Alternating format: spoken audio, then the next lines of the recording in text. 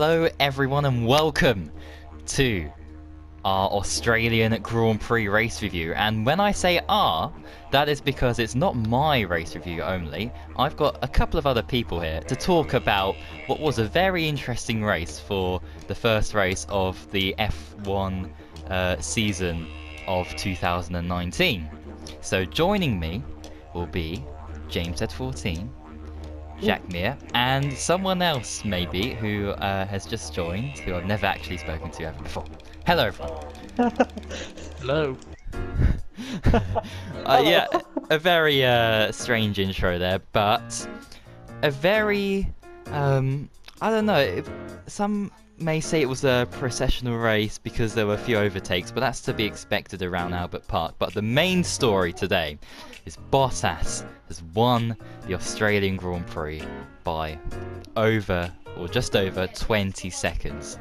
What did you guys make of that race, and Bottas in particular? Well, Bottas, he did a very good job, but I don't think strategy came much into it because he was so fast. But he totally deserved the race win because he was on top game, I'd say.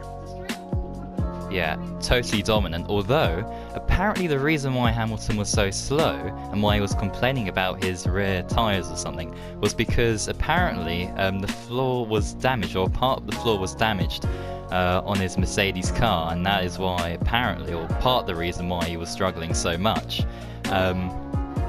But you gotta say Hamilton did mess the start up a bit. Bottas had an absolute flyer, and that was that really. But Mr. Head, Ferrari, what on earth is going on? Why are they 58 seconds off the race winner Bottas's time there? How are they going so wrong so early on in the season? What is going on? I think purely down to that race was, I think, a grasp of inexperience and strategy. They completely blew their strategy in Albert Park, especially from Vettel's perspective. Regarding the inexperience point of view, I think Leclerc did do a good job. I know he was in the... Are you joking? Sorry, can you repeat that? Because what happened? What happened? What? My dad just came in and I was like, what? Oh dear. Oh, where were we? Oh, Ferrari, right. Yeah, I can edit that bit out as well if you want. Yes, please. Or keep it in. Oh, anyway, yeah, I mean, Leclerc, people may say, of course, he looked faster in the latter stages of that race, but I think Vettel, something very odd with the car was occurring this whole entire weekend. It wasn't the same car that they knew and loved from Barcelona testing. But are you sure? Yeah, because Vettel and Leclerc were reporting similar issues, I think, and I don't know, maybe it's just the track, if it's just, you know, Albert Park being a very strange circuit that is not suiting that Ferrari car. Maybe they'll be much better when it comes to normal circuits, let's say, like Bahrain and so on. So yeah, Mr. Meir, what did you think of Verstappen's performance today? Great overtake on Vettel, although Vettel was struggling a lot, and it wasn't that tricky with DRS and everything. But still, superb start with Honda, of course, getting their first podium. Yeah, surprisingly, since Honda's mechanical withdrawal with Honda seemed to gain their footing, which is good to see.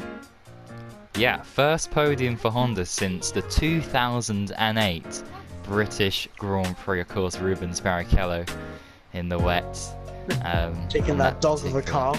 Occasion. Yeah, crazy race as well. I think there were loads of spins in that one and crashes and whatever. But anyway, regardless of that, his teammate Pierre Gasly only P11 and a lap down. Of course, he started the race in 17th. But do you guys think that he could have progressed more quickly through the field if, let's say, Verstappen was the one who got knocked out in Q1 due to team error? Because he got close to Kvyat, but he wasn't able to get any speed where it mattered most through like the main straight and down into turn 3. Do you mind if I go on this first? Yeah, you can. Just go ahead. One word. Overhype. Gasly is one of those drivers that has been hyped so much, but he has failed to deliver, and failed to deliver in quite a miserable fashion, I think. He didn't produce a good performance whatsoever in qualifying, got knocked out in Q1, then he's finished outside the points in the first Grand Prix. Yes, it's the first Grand Prix, and that might be down to inexperience once again, like I said with Leclerc. But if he keeps on doing this, say if he gets knocked out in Q1 in the next couple of races, and then fails to go up the field into the points, will he get sacked by Red Bull and replaced by another junior academy driver? Which might, possibly could be Kvyat, because he had a great race today. But then, yeah, I can understand that, but I think it's too early to call, because I know this track, it's very difficult to overtake. If you remember back to last year, Bottas started in a similar position and only ended up in 8th, so, you know, and that was the car that went on to win the championship, of course. So, I don't know, I think it might be too early to call, but yes, I do agree, if Gasly gets knocked out in Q1 for the next few races, I'd first of all be quite surprised, unless of course it's because his engine's blowing, but hopefully he'll, you know, he has any issues. But yeah, very I think bad weekend. I think it'll look quite bad on Red Bull if Gasly was to underperform again and again and again. And if they kept it on to the end of the season, that'll just be probably one of the worst calls I think a team principal could ever do, if I've got to be honest.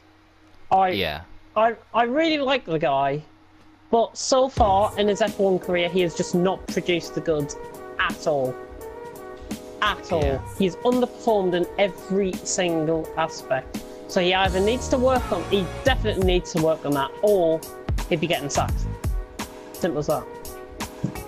Yeah, and Red Bull, of course, would be very quick to swap their drivers around if Gasly were to underperform.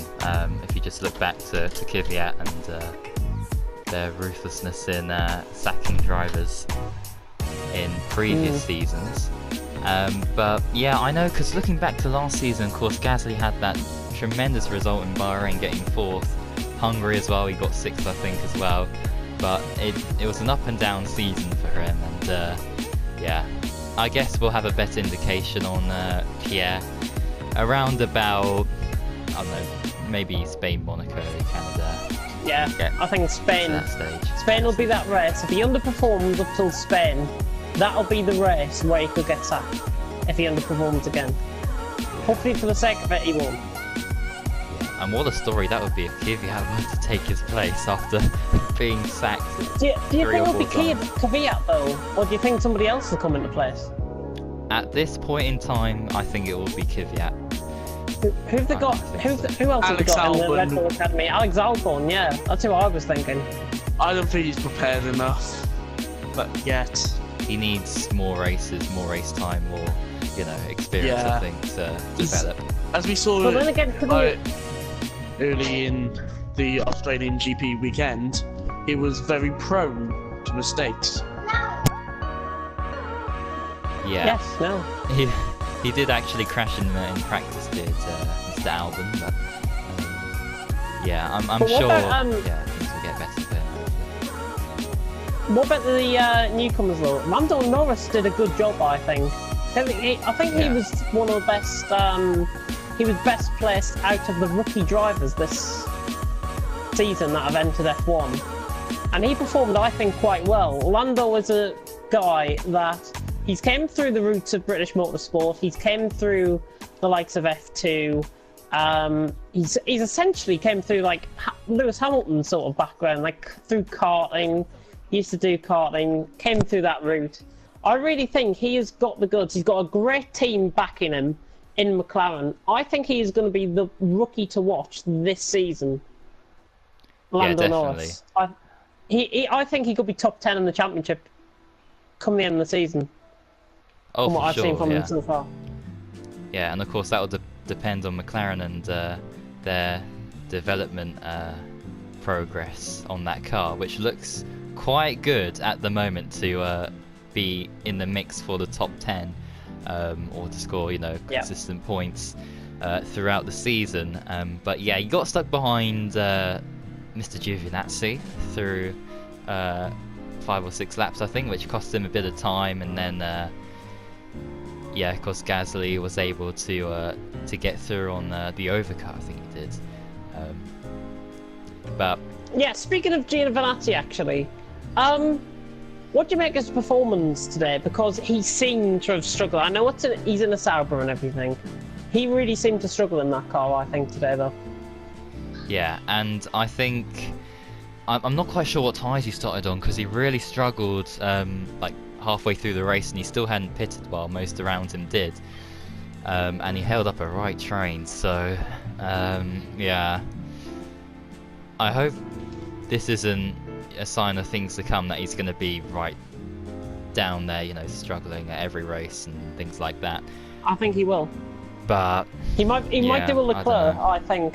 Leclerc got the best out of the car in the second half of the season. Might be one of those cases with him, Giovinazzi. Otherwise, I can honestly see Mick Schumacher taking over the role until the end of the season. Yeah, for sure. So not a great race for him. He lost the place from where he started, and didn't really. Well, he defended well. It has to be said. He did all the right things, apart from one mistake, I think, which was with Magnussen. But yeah, I mean, his teammate, of course, Raikkonen. That is, huge benchmark to try and beat. He finished in P8. Good showing from him. Hulkenberg in the Renault, P7 today. And I think he was struggling at the end, actually, because Raikkonen, Stroll and Kvyat and Gasly were all right behind him, I think, towards the end of the race.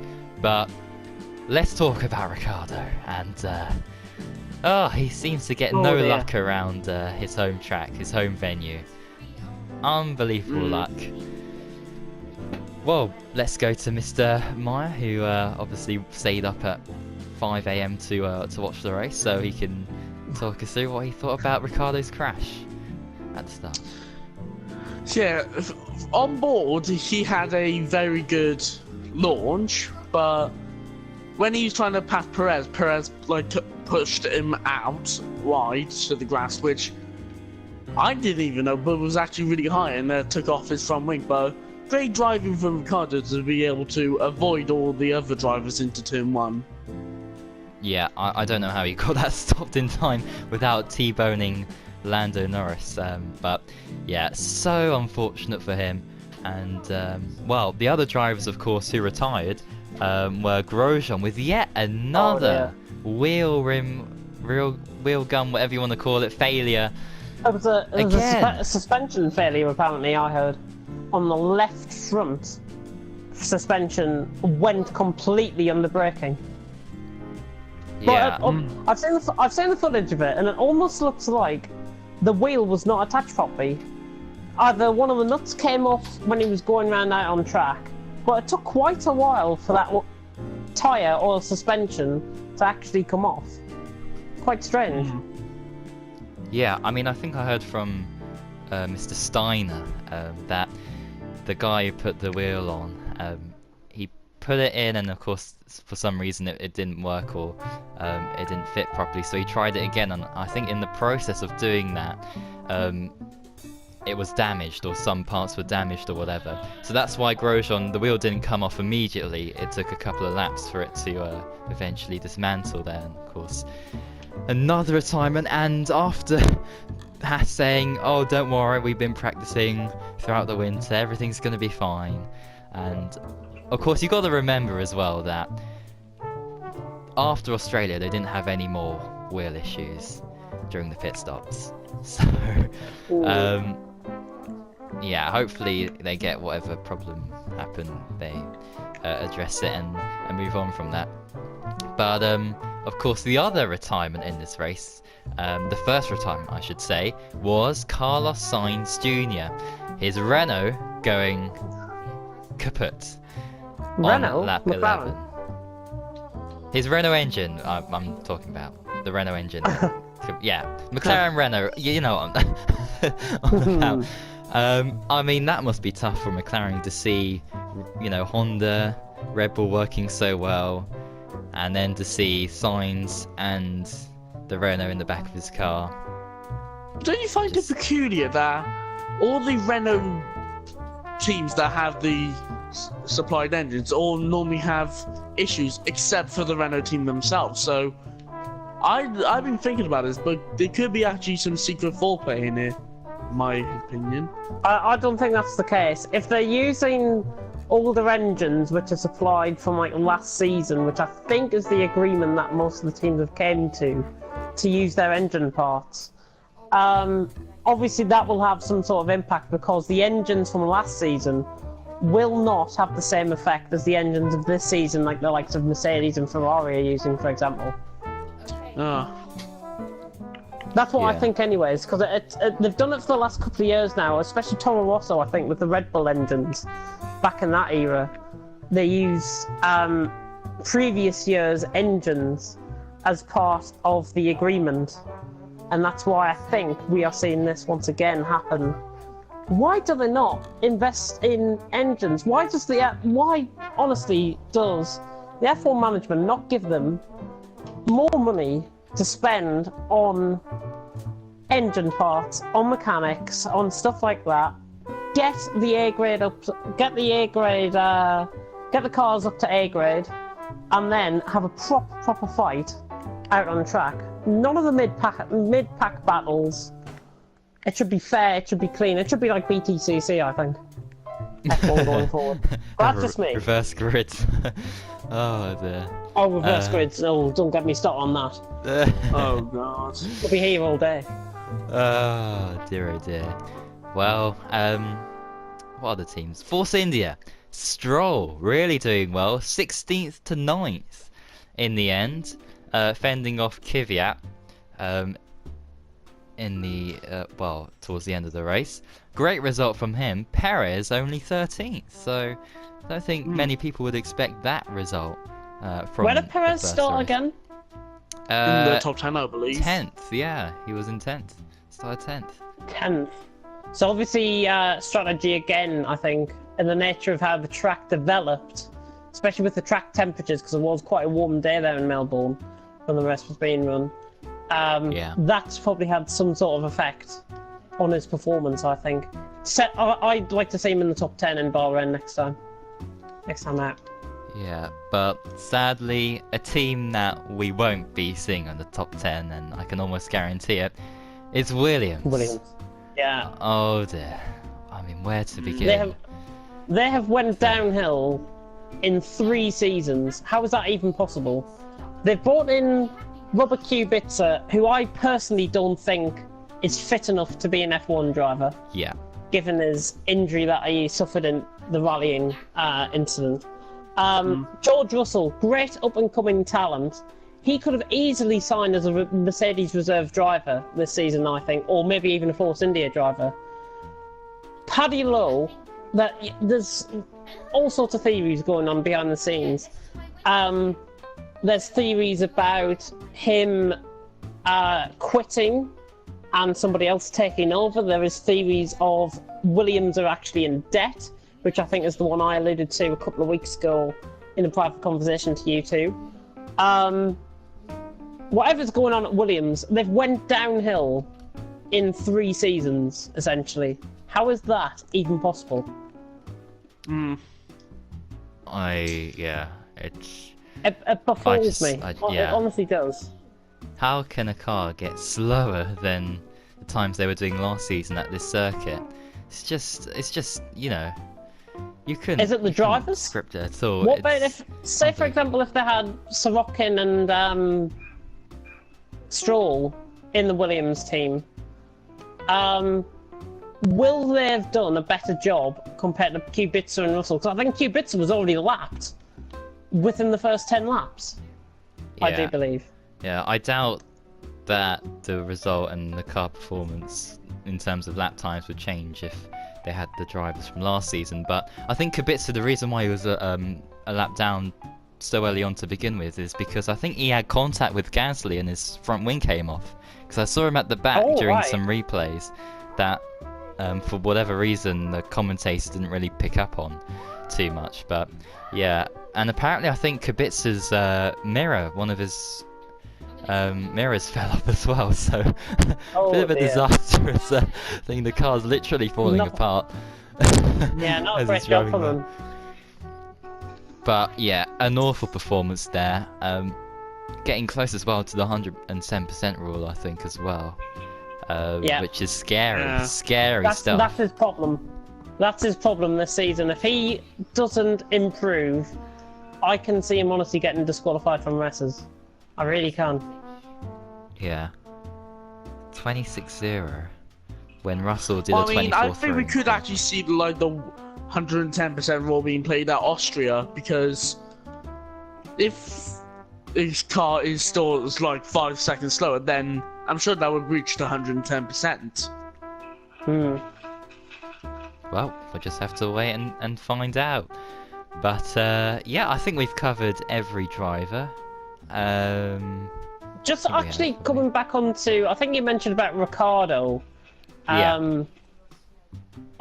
Really bad luck for him, I think. I think there was a bit of, it's almost as like a runoff road. It's one of those like little uphill kinks that's actually in the track. It looked like his front wing just disintegrated. It was, I've never seen anything like that before. I really haven't. Yeah, I remember like Really, really strange. Timo Glock back in 2008 when he went off and had that huge crash as well. You know, bumpy surface around this track has been known to damage cars and whatever. So maybe the FIA need to look into that for next year and try and fix that. Because at the start, you know, that's where, you know, things can happen like that. So yeah, hopefully they address that. Perhaps if a similar situation were to occur, or maybe people now know, drivers now know not to go off at that particular part of the track. But yeah, anyway, I guess we could look forward then to Bahrain in 2 weeks' time. What do you guys think will happen there? Mercedes dominant again around Bahrain, or do you see Ferrari and Red Bull giving them a much better fight? I'll let Jack take this one. I doubt Ferrari can get enough upgrades to their car within the time to Bahrain, so I think they could pose a challenge to win, but I don't think they will seal it. Meanwhile, Red Bull, I think if they can get the advantages out of the Honda engine like Toro Rosso did last season, I think they can actually have a chance of winning.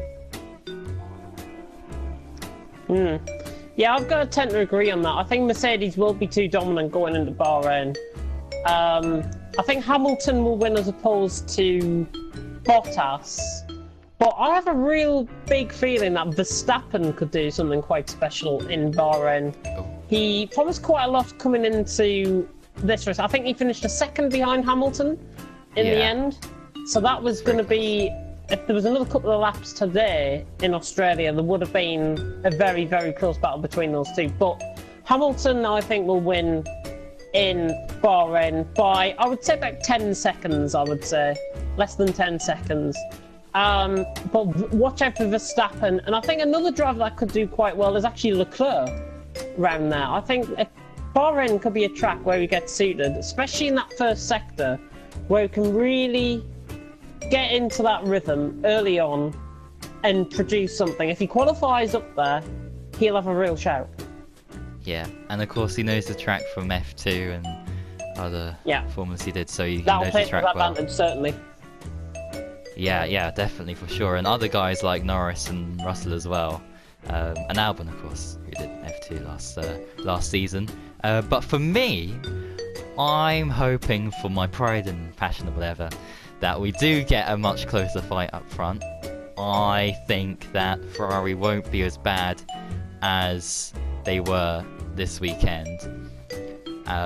But saying that, it's not going to be like they're going to get pole in Bahrain. They might do, who knows? But I'm thinking it will be like a 2 or 3 tenth gap between them and Mercedes, not a 7/10 gap. I think that was a track-specific problem that the team had. So, for the sake of the sport and entertainment values and whatever, let's hope for a great race in Bahrain.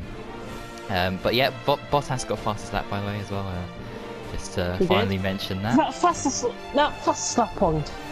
What a weird introduction they've done with that. I cannot believe they made it.